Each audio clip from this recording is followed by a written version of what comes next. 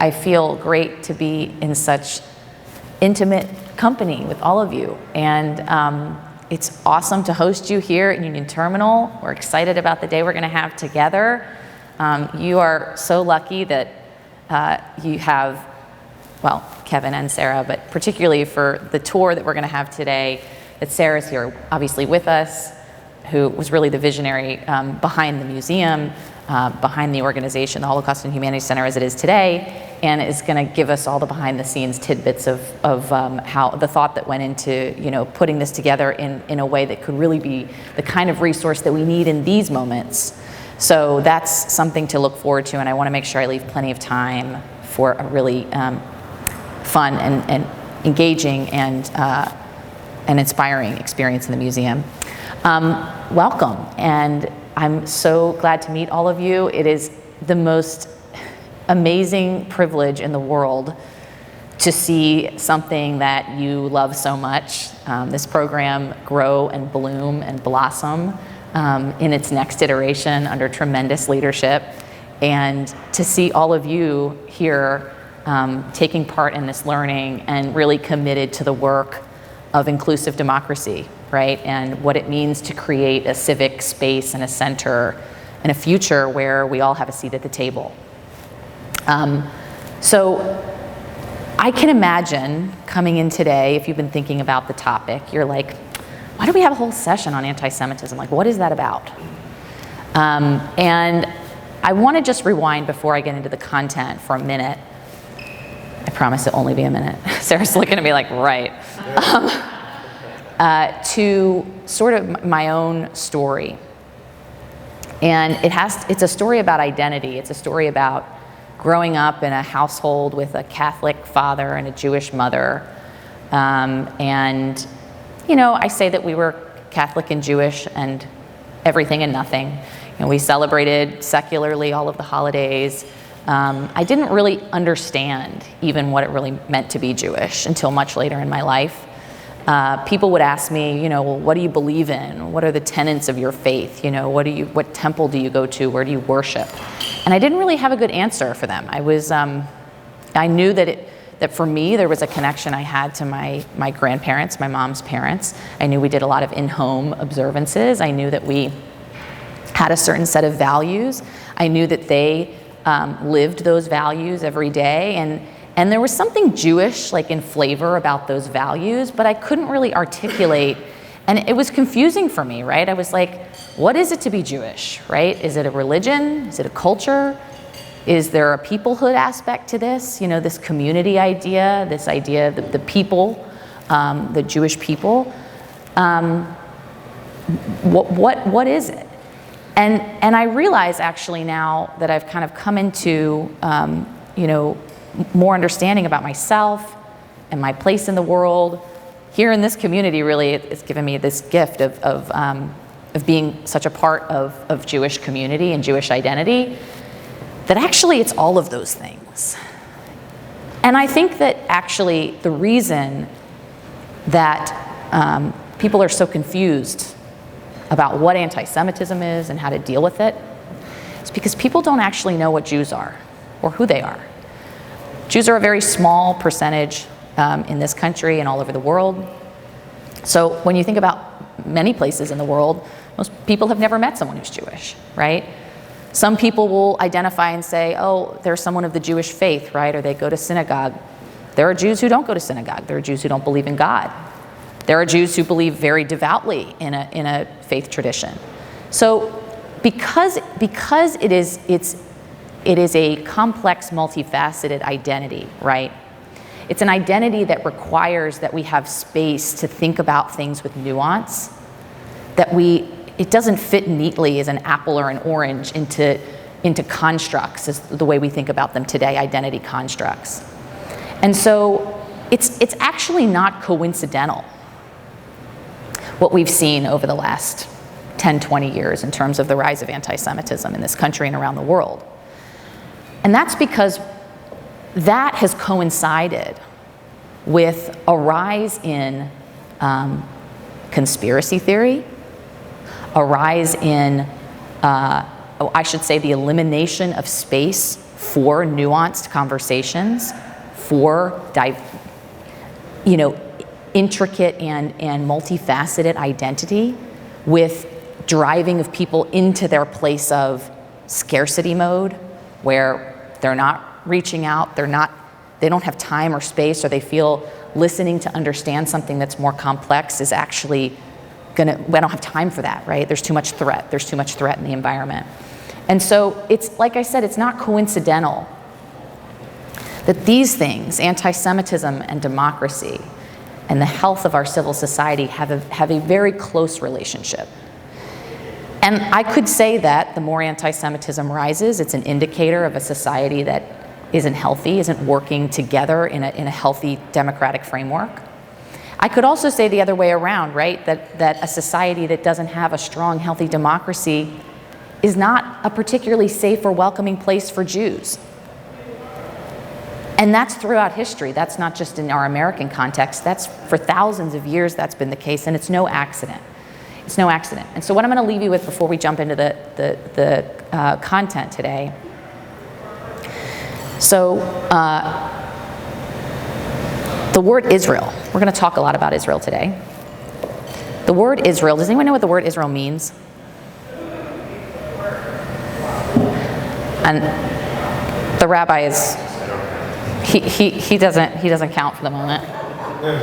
And Danielle, I think you know this one. You know this one. You have to keep your mouth shut too. And Jeremy, I have a feeling you might know.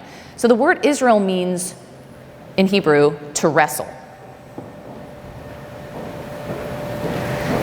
The Jewish people, long before there was a modern state of Israel,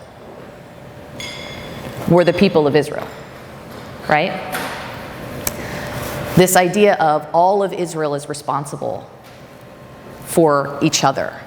This is not about a nation-state concept necessarily, although in today's context, we do have to consider the fact that there is an existence of a state of Israel. But this concept of the people of Israel has been around long before 1948, the Jewish people. Israel means to wrestle. And so when we think about this idea that there's space to wrestle, there's space to wrestle with complexity and nuance and identity and difference, and that we're constantly, every moment of every day, engaged in a struggle to be our better selves, this is how I feel about the role that the Jewish community can play in this moment, about the role of anti-Semitism and understanding of anti-Semitism in our world today, that we all need better muscles in wrestling. We all need to be more comfortable in a place where we can wrestle a little bit longer with things. So I'm hoping that you will wrestle a little bit with the content today, because it is not there. Because it is complex, and hopefully it's going to go right into my presentation and spare you the sight of my disorganized desktop. Great. So I hope you will wrestle with me a little bit today with this content. And I know that this isn't going to land. I know it's not all going to land. I know that you're going to have questions, and there might even be some things that you sort of recoil at or say, like, wait a minute, that doesn't jive with my experience in the world, and we want to hear about them. So take notes as you're listening and thinking. And the other great part of today is that you have the best person in probably the world, and I'm not overstating that, in Eric Ward to help us wrestle with these things. Eric is one of the most thoughtful people I know. He has been at the leading edge of this conversation, sounding all the alarms long before we knew about things, or we were talking about things like the Great Replacement Theory, long before we were talking about what the language of Jews will not replace us, long before factions of the alt-right and white supremacy was really out front in a way in our government that we see today. And so the good news is, whatever I tell you and confuse you with for the first hour this morning, Eric's going to come in and clear it all up. Okay, now this one. This one. Hang on, maybe it probably is because It locked me out because it said, Jackie, you talked too long at the beginning. Okay, let's see if it, all right, good. It's working now, I think. Okay, so we're gonna move quickly through some stuff that's not that interesting. Today, we're gonna talk basically about anti-Semitism. We're gonna talk about how it's evolved, how it presents today. We're gonna gain new perspectives, dig a little bit more into the idea of Jewish culture and Jewish identity. What is it to be Jewish? Who are Jews? We're gonna talk about the relationship between anti-Semitism and other forms of hate. And like I said, this is really Eric's specialty, so he's gonna step in and help us here. And also the intersection of anti-Semitism and democracy, and we're gonna explore a little bit more in that space. And then we're gonna talk at the end about possible solutions, really what it takes to confront anti-Semitism in our world today and how we can be effective allies, not just for the Jewish community, but as we think about the stakes that we all have in this game.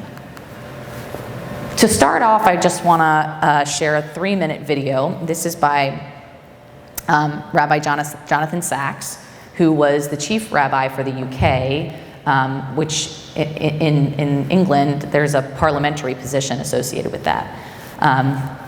Unfortunately, we lost him a couple of years ago, and he was just, I think, one of the great sort of moral thinkers of our time.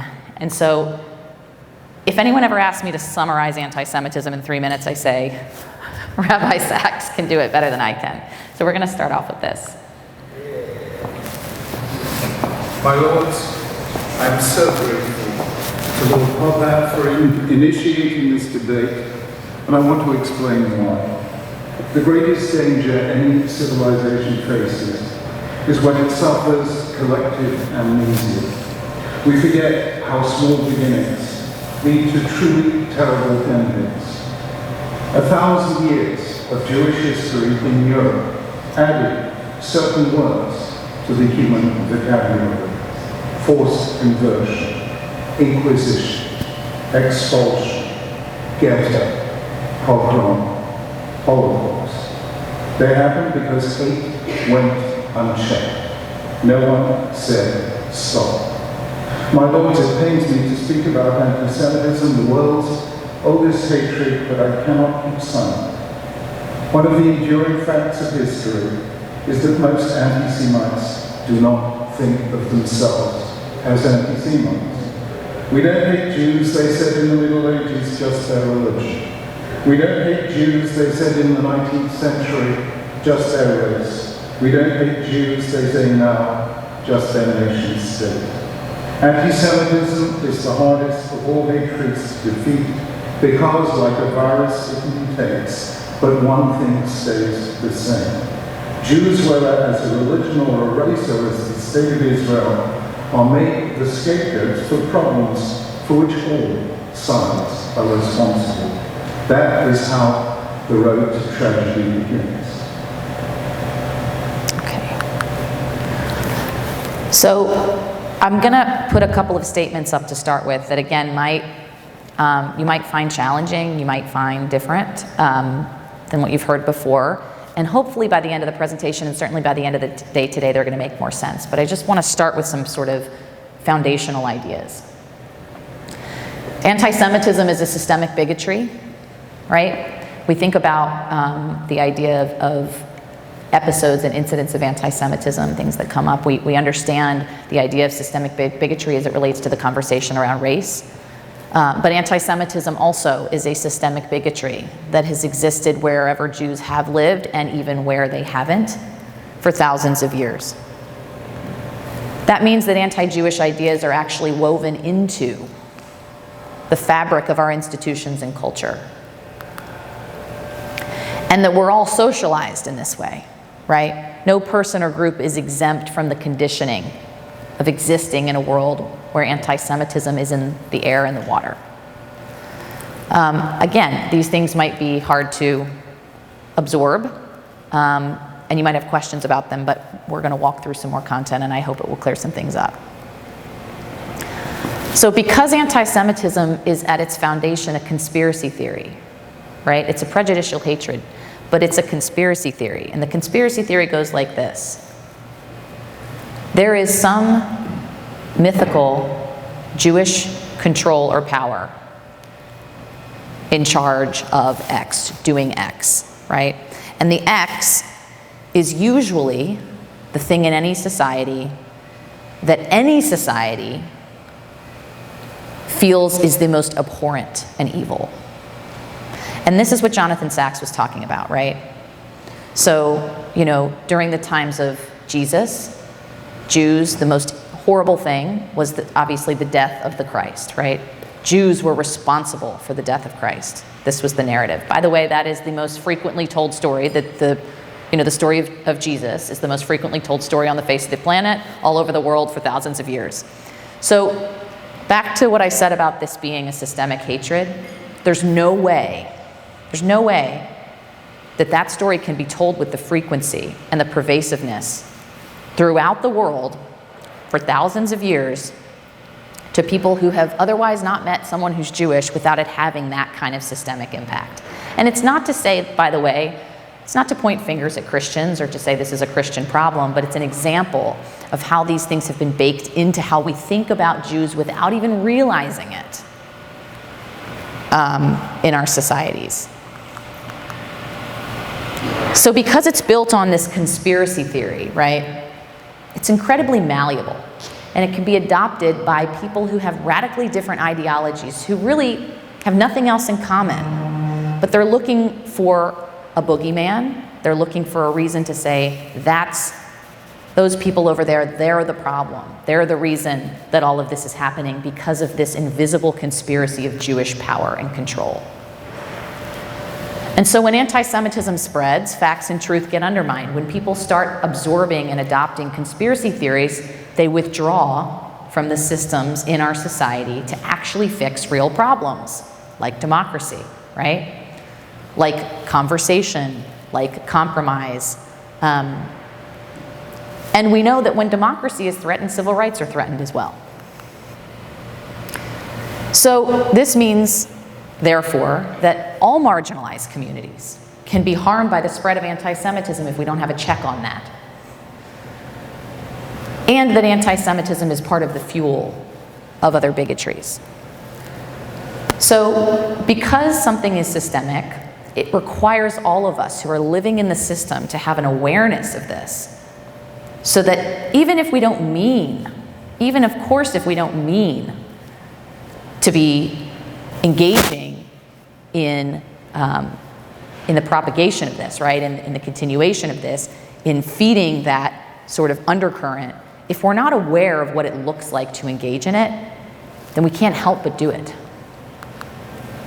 So let's back up for a second and talk about Jews. Who are Jews? Most people think that Jews are a white religious group. You think about someone who's Jewish, you might think about somebody who looks like me. I don't know, maybe red hair, maybe not red hair. But actually, Jews are, as I said in sort of that introductory story I told you, Jews are a people. And Jews are a people that have a very complex, multifaceted, diverse identity. So people see, this is an iceberg. I'm kind of embarrassed by that. But this is an iceberg. At the top of the iceberg, you see, you know, skin color and religion. These are the things that we observe. We observe people wearing kippot, right, wearing yarmulkes. We observe people going to Shabbat services or in a religious observance at Hanukkah or Passover. We see people who present, in many cases, as white. And the things we don't necessarily realize when we think at a surface level about Jews are that actually Jews come from all over the world, are a multiracial, multi-ethnic community, right? There are Jews of no religion, Jews who don't believe in God. There are Jews who come from the Middle East, right? In Israel, for instance, half of the Jewish population in Israel are people we would not consider to be white, are Mizrahi, Middle Eastern Jews. They speak every language on the planet. They come from all over. And the reason that we, in some ways, we have to thank for the diversity, this incredibly vibrant diversity in the Jewish community, is the story. It's actually anti-Semitism that we have to thank for that.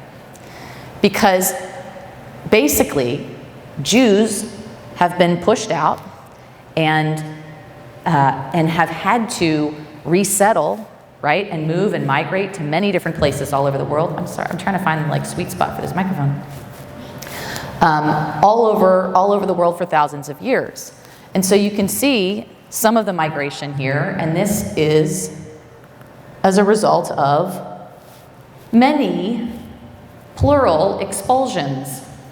And so this sets off a search, a global search for Jewish safety, where throughout centuries, all over the world, primarily in Europe and the Middle East, Jews are trying to find a safe place where they can exist with their identity in a way where they have security.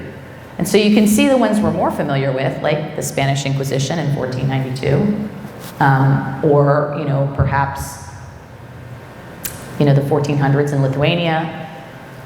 But there are many others as well. So what does that result in?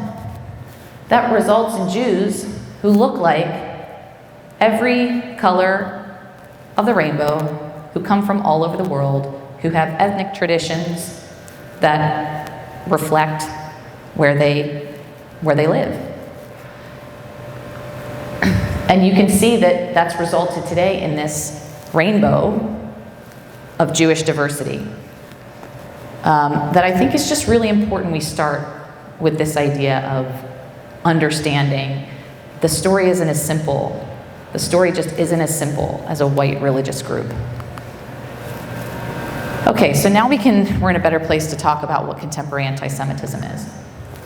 Most people think that anti-Semitism is about religion, because most people think that Jews are a religion.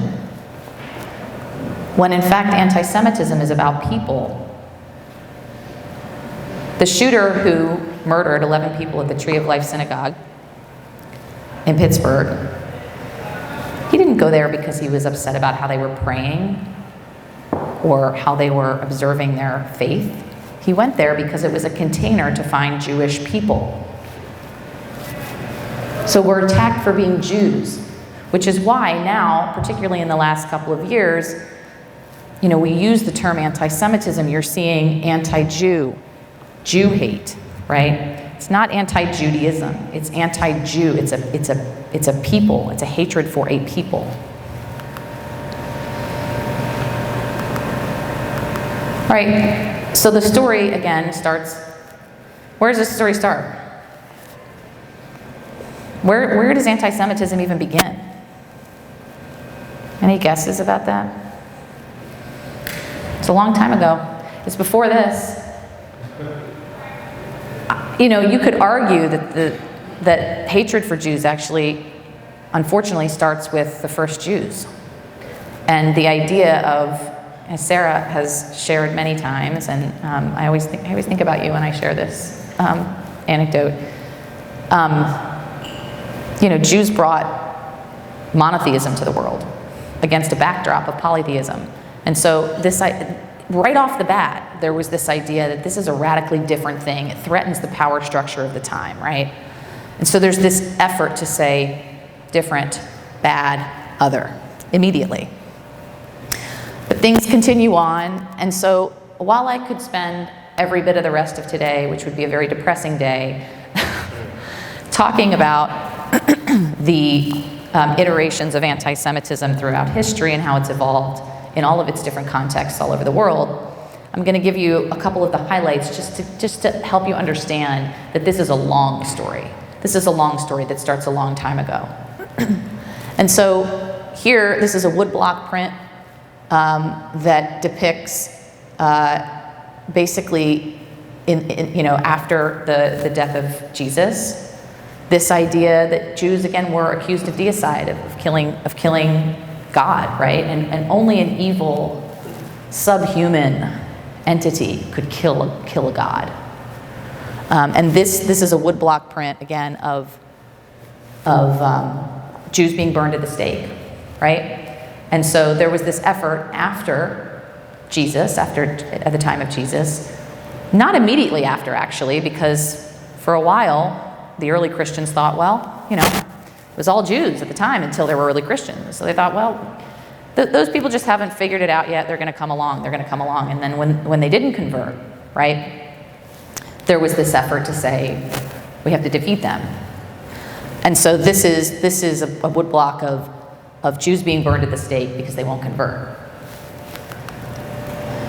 We move into the idea of economic anti-Semitism, which is this association with Jews and money, and the idea that Jews are hoarding money and greedy and the power associated with money.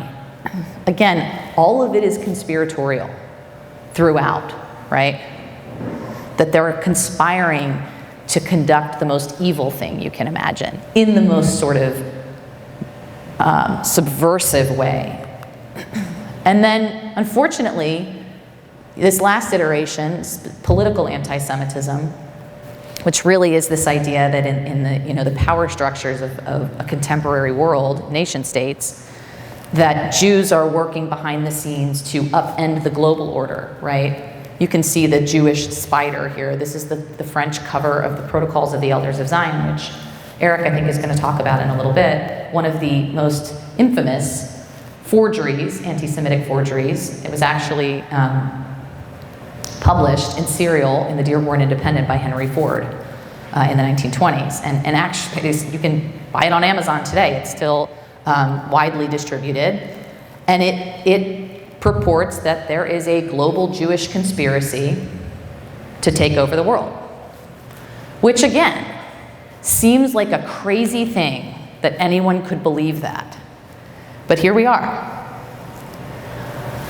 So I want to talk for a minute about how we think about anti-Semitism in the context of the way we understand hatred and bigotry in our world today, particularly in an American context.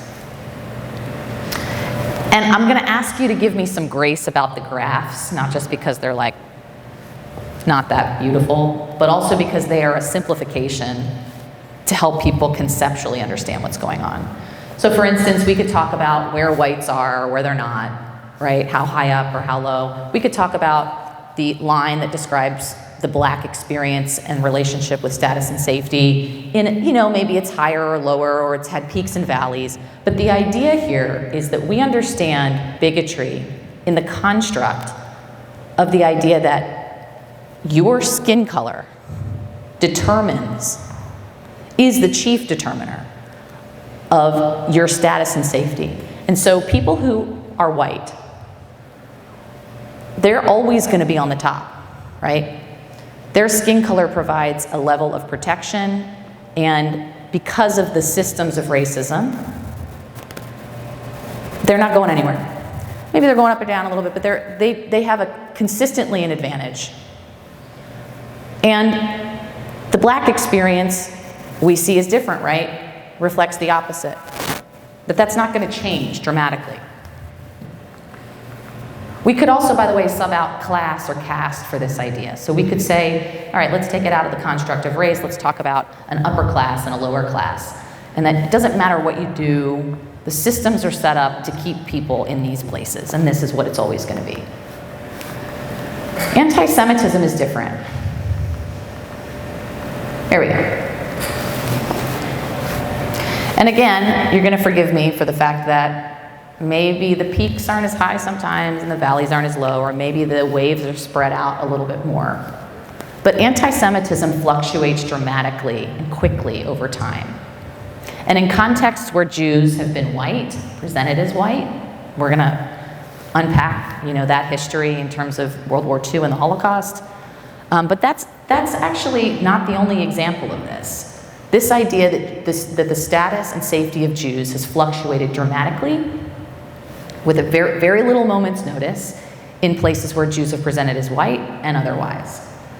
And again, why is that? It's because anti-Semitism foundationally is conspiratorial, and it can be leveraged by diverse actors with diverse agendas. And because anti-Semitism is conspiratorial, right? Because Jews are hated all at once for being subhuman and dirty and lower, and for being superhuman and actually inhuman in a superhuman way, that's what produces this kind of radical fluctuation. 1930s Berlin, late 1920s Berlin was the heyday of Jewish life all over the world, right? Ever, really. Jews who were deeply assimilated and thought of themselves as German first and had the badges to prove their patriotism, you know, in terms of their service to Germany in World War I. I mean, businesses and you know, and places in society, and we're deeply integrated into the fabric of German society in the 1930s. We're doing very well. And then there was this catastrophic drop during the Holocaust. And actually, one of the factors that led to that is that Hitler was able to say, look at all these Jews doing so well. Because anti-Semitism is conspiratorial, Jewish success, privilege, assimilation, fuels anti-Semitic ideas. How in the world is that small minority doing so well? They must be taking from us. So this is the story, sadly, of the Jewish people throughout thousands of years. Each dot on here is an expulsion of a Jewish community or Jewish people. This is the 14th century, here's the 15th century, 16th, 17th, 18th, and that's the maps overlaid. We think about Jews and the position. This is a very disorienting situation. I can't tell if it's the battery or what. I feel like it's when you move this way. Okay, everybody hear me now. In a minute, I'm just gonna like put it down and talk loud or whatever. We think about, you know, the experience of Jews in our world today in America. We're confined to the context that we live in and how we understand this. But the reality is that, like the 1920s in Berlin, the experience of Jews in America today is unprecedented. And it actually is the exception and not the rule for Jewish people all over the world for thousands of years. This is the rule. This is the rule. And so Jews are walking around every day in our world wondering when the other shoe is going to drop. Whether that's fair or not, we could debate for a long time. But that's the reality of the lived experience of Jews in our world today, right? And the generational trauma and fear that's very real because of this. Okay, let's talk a little bit about by the numbers. This data hasn't changed very much over about the last 10 years. I'm doing okay on time, right? Told you. I never met a challenge I didn't want to rise to. Sarah was like, there's no way you're getting through this in an hour. I'm like, oh yeah, I will, don't worry. This hasn't changed very much. So you look at the hate crimes that are reported to the FBI, and I'll just mention that there's a lot that's, we know, not reported to the FBI. And so this is really just a sampling of what's actually out there. But when we look at just the category of religiously motivated hate crimes, these is hate crimes against religious communities, you can see that Jews, anti-Semitic hate crimes, crimes against Jews, because they're Jews, make up 60%, almost 60% of all religiously motivated hate crimes, right? 2/3. And we're talking about a population that is like, now I always get this wrong, 2% of the American population and 0.2% of the world population. This is like a really small group of people with an outsized, in an outsized way are targeted. We could look also at sort of the way the pie chart plays out, thinking about the broader realm of hate crimes, right? Anti-black hate crimes, anti-LGBTQIA, anti-LGBTQA, and I think there's a category specifically just for anti-gay hate crimes. And it's still 10%, right? More than you would think for a very small minority of people. And so per capita, Jews are actually the most targeted group in the United States because of the size of the community, overrepresented.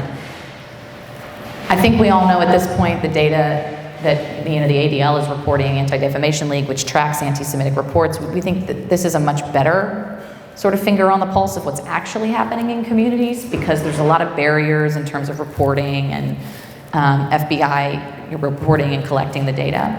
But the ADL, catalogs and categorizes and intakes all reports of anti-Semitism, and you can see that the numbers have climbed steadily since 2013, and we are on track every year to outpace the prior year.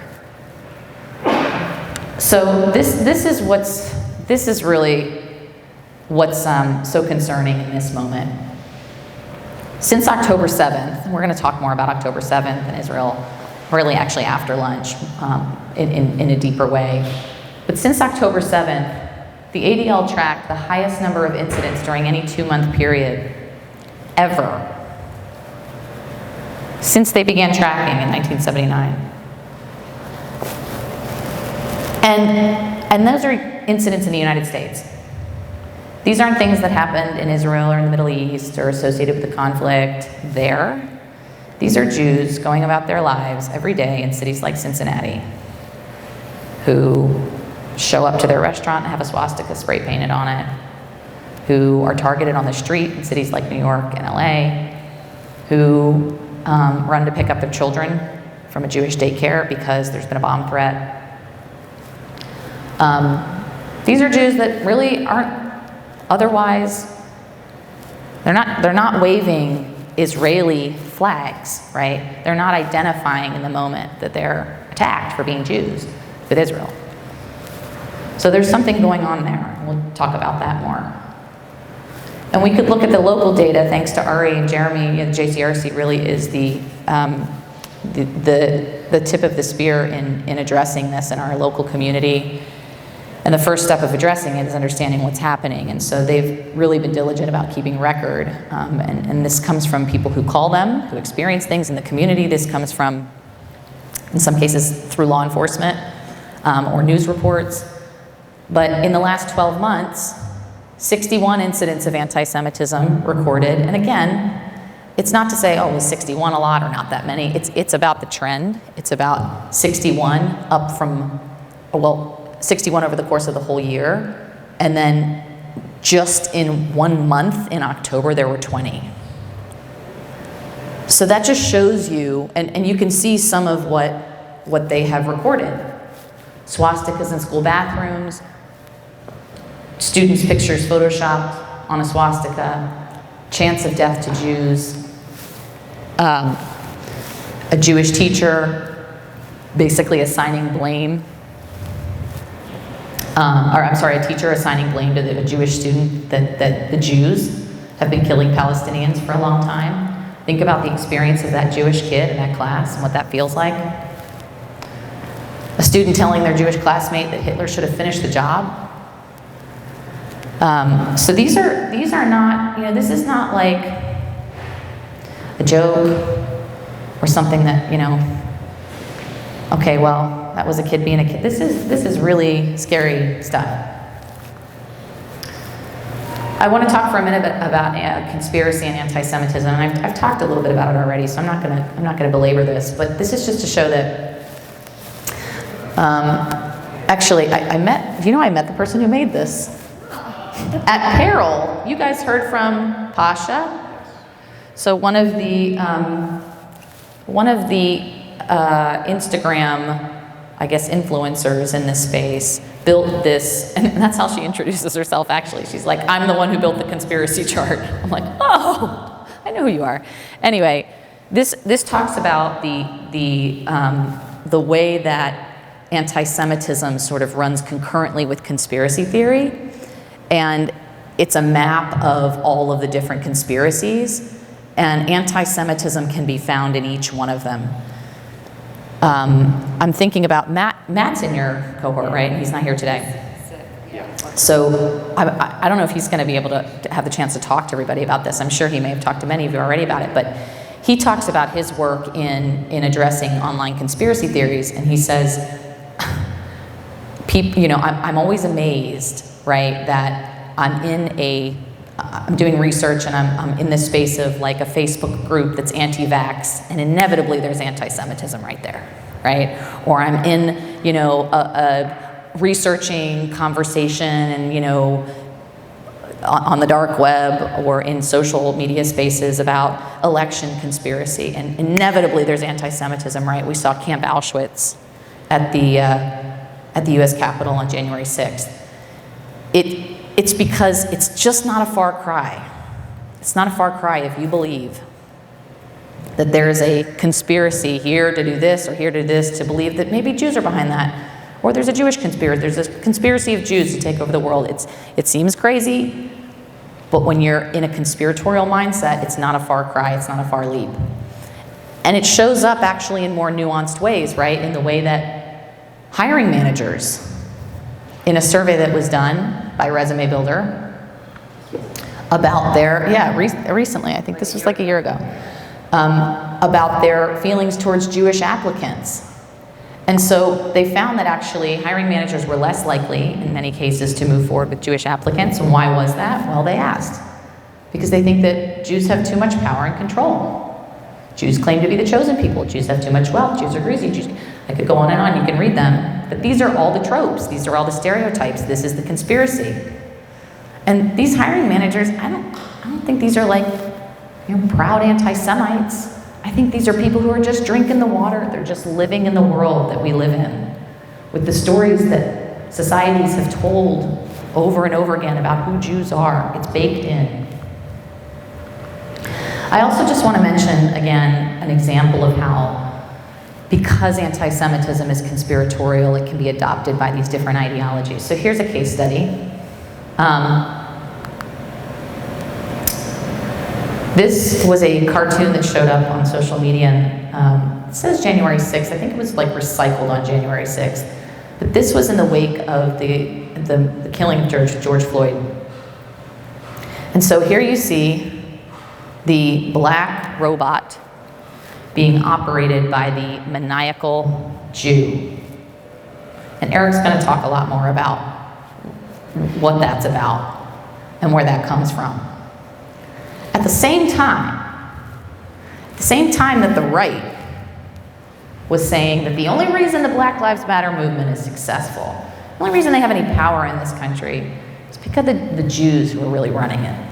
George Soros is writing the checks, right? At the same time that's happening on the right, the conversation on the left, on the far left, is that actually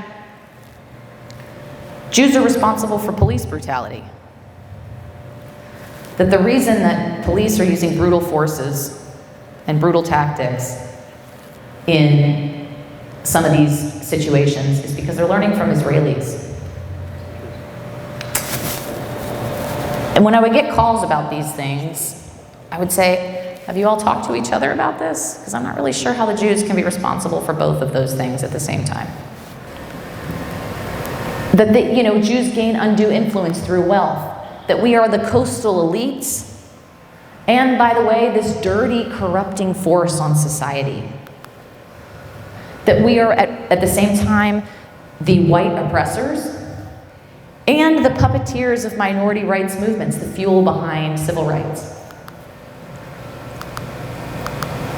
So again, how does this happen? How does this become dangerous for society and for democracy? Because what ends up happening is that Jews get cleaved from society. What does that mean? That means that the more we see the extremes dictate and monopolize the conversation, the tighter it gets in the middle. And as I said at the beginning, it's not a coincidence that Jewish communities have thrived in societies with strong, healthy, centrist democracies. It's because of the way anti-Semitism functions. And so you can see the examples of where is it safe?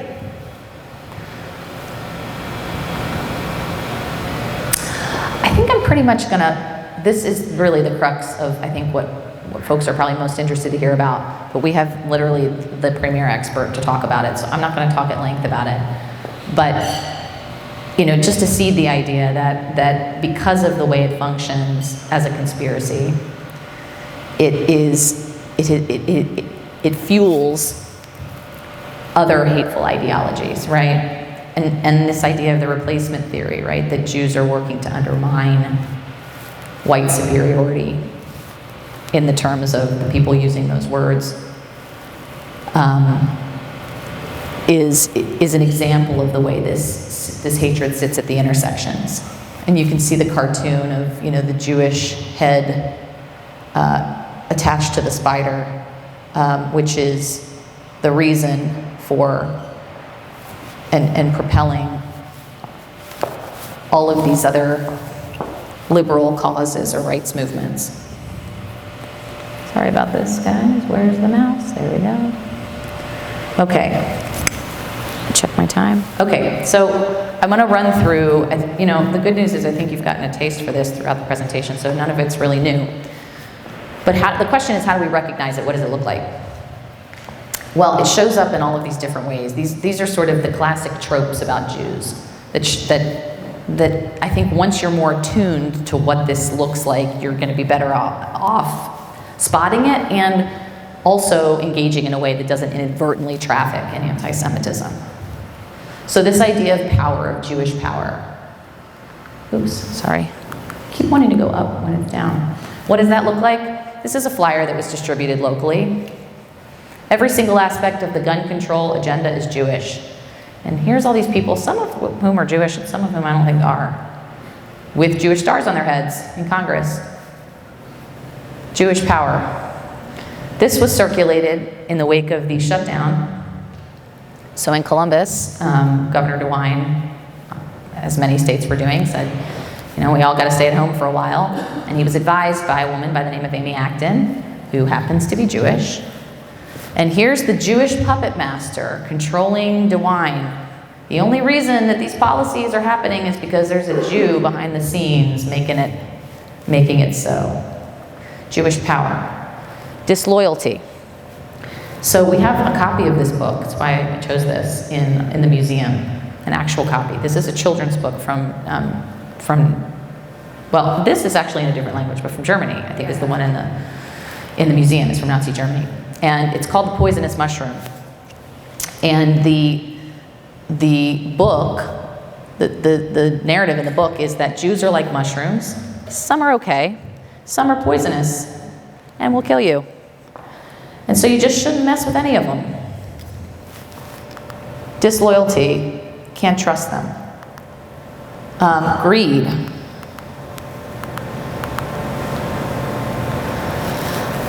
This is unfortunately, I don't think there's really a better recent example of this than some of the rhetoric that was used by Kanye West last year. This whole idea of Jewish ownership, Jewish owning the black voice, Jewish control, greed in the music industry, in the entertainment industry. They'll milk us, they'll take us until we die, right? And then you can see this cartoon of Jews as the reason for the pandemic. That they made up the pandemic, and they made up so that they could sell the vaccine and get rich. Deicide. Okay, so this goes back all the way to the stories in the Bible, right? The time of Jesus, the death of Jesus. How is this showing up today? Now, you can see on its face, if you were to, many of you may have seen these cartoons and images over the last couple of months, right? But you can see in the context of the fact that the idea that Jews killed God, killed Jesus, is something that has shown up in so many societies throughout thousands of years. And here it is. It's not to say that there aren't innocent, horrific things happening in Gaza. It's not to say that there aren't innocent people dying, children, many of them, at the hands of Israeli forces. It is to say that when we traffic in this, it's not confined just to this thing, right? It's trafficking in an age-old idea that Jews are so evil that they're killing God.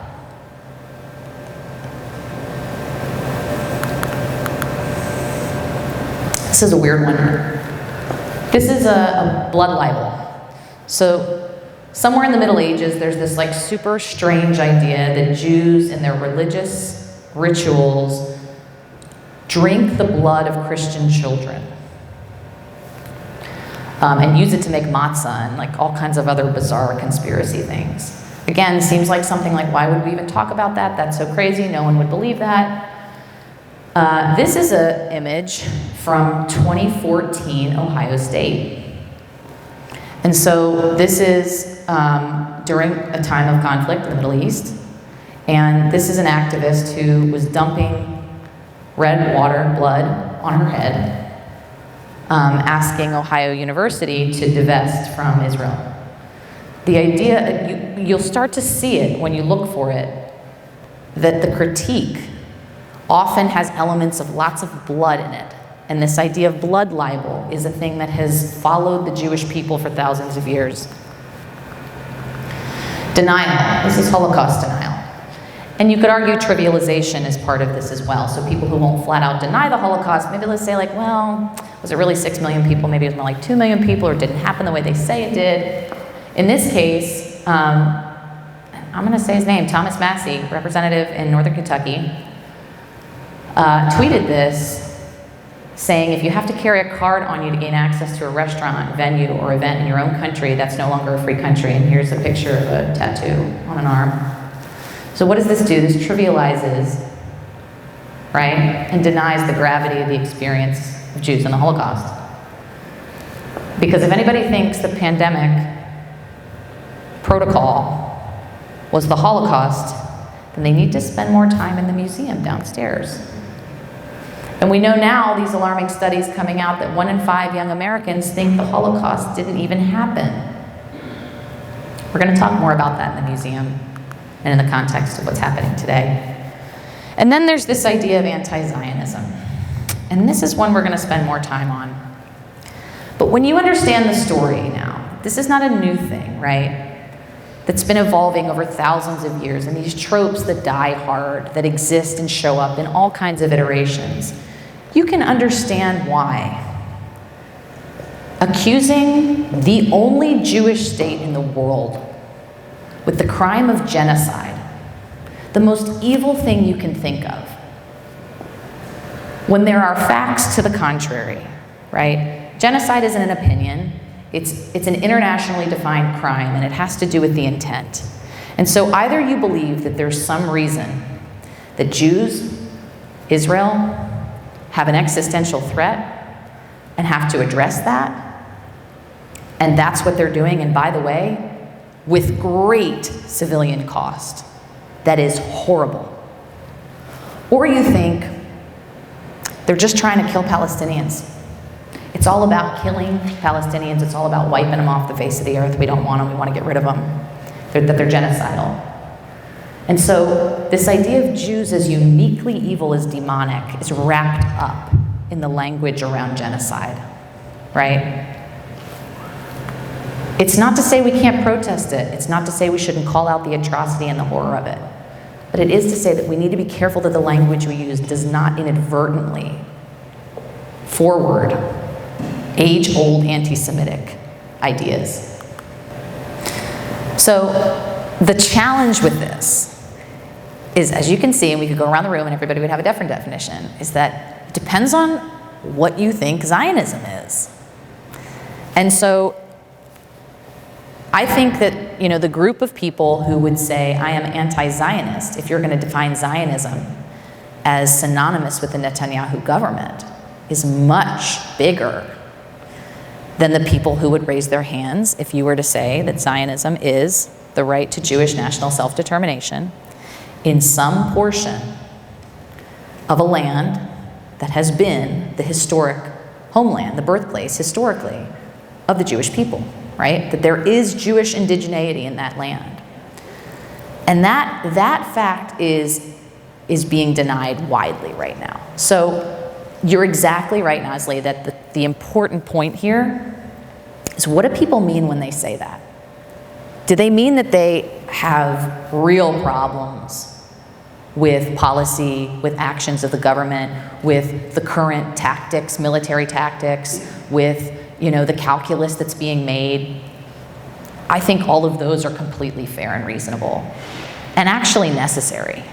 Israel's a democracy. I mean, it's a Jewish democracy, but it's a democracy. It's a place where people are voted into office. It's a place where Arabs serve in the Supreme Court.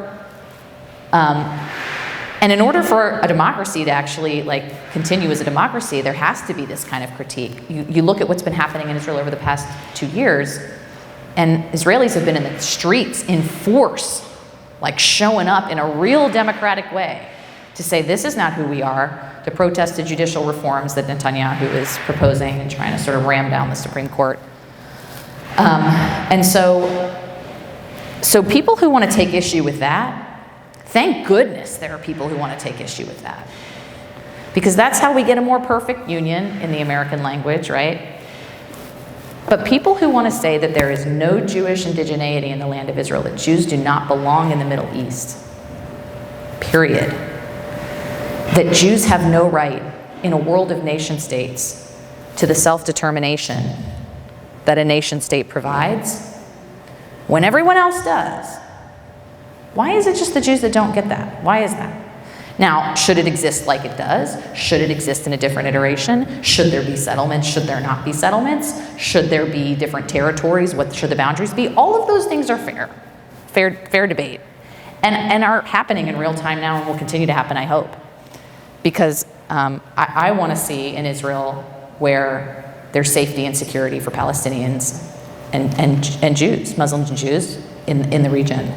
And I don't think that's the Israel we have right now. This is the kind of stuff we're seeing now, right? Which is the equation of the project of Israel with the most evil regime in modern history. And the language that accompanies it. Zionists, there's the word Zionist again. Who are we talking about? We talk about Zionists. But if, again, as the Jewish community defines Zionism, this right to Jews to national self-determination, to the agency to be able to defend themselves, right? Because, by the way, in a world where throughout history for thousands of years, the free world has been unwilling and unable to do that. Everywhere where Jews have lived.